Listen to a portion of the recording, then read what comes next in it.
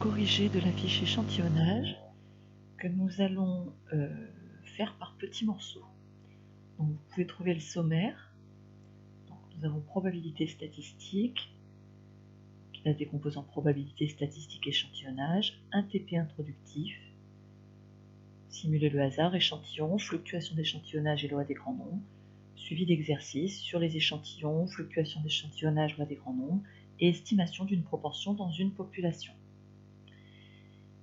Alors, voici quelques grands noms des probabilités des statistiques. Alors, vous trouvez, les noms sont cliquables. Vous avez tout en haut ici Blaise Pascal. Vous avez à côté, à sa droite, Bernoulli, Jacques. Après, nous avons Gauss, encore à droite, Pierre-Simon de Laplace. Après, plus récemment, Adolphe Quetelet et Andrei Kolmogorov. Donc, leurs noms sont cliquables et rapportent à une page Wikipédia. Nous allons commencer donc avec le grand 1, probabilité statistique, en expliquant ce graphique.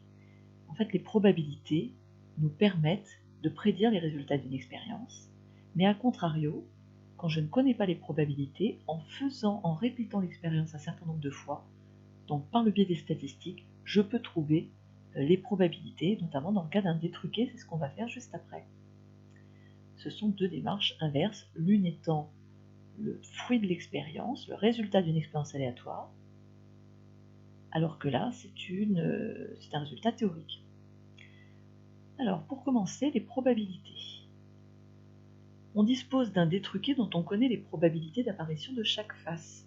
La face 6 apparaît avec probabilité 0,5, les autres faces apparaissent chacune avec une probabilité de 0,1. On nous propose de lancer le dé. Quelle est la probabilité d'obtenir un nombre pair? On obtient un nombre pair si on obtient 2, 4 ou 6. On nous dit que la face 6 apparaît avec une probabilité 0,5, toutes les autres c'est 0,1. Donc ça veut dire que la probabilité d'obtenir un nombre pair, c'est 0,5 plus 0,1 plus 0,1, c'est 0,7. En probabilité, les probabilités des issues de l'expérience sont connues, les résultats de l'expérience sont inconnus, puisqu'on ne sait pas encore sur quoi on va tomber. On tente de prédire les résultats que l'on peut espérer si l'on réalise l'expérience. En statistique, on nous offre un détruqué. Comment estimer les probabilités d'apparition de chacune des faces?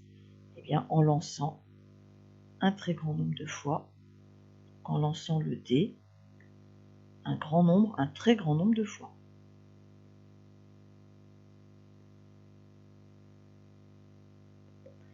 À l'aide de quel objet statistique estimerions-nous ces probabilités?